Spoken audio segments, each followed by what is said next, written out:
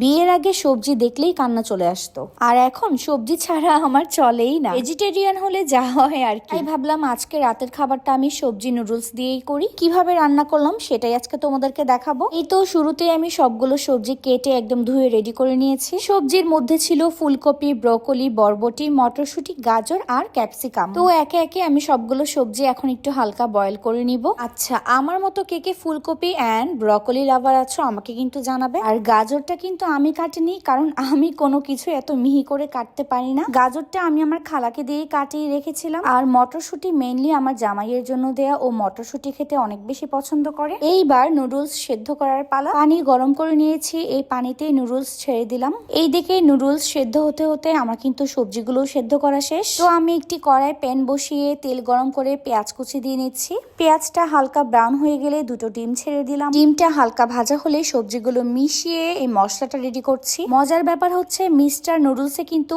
আলাদা করে ম্যাজিক মশলা দরকার হয় না। নুডলসের প্যাকেটে যে মশলা সেটাই যথেষ্ট। সবকিছু ভালো মতো মিক্স করে নেড়ে চেড়ে ব্যাস রেডি হয়ে গেল আমার আজকের ডিনার ভেজিটেবল নুডলস। এটা তোমরা অবশ্যই ট্রাই করবে। আজকের মতো টাটা।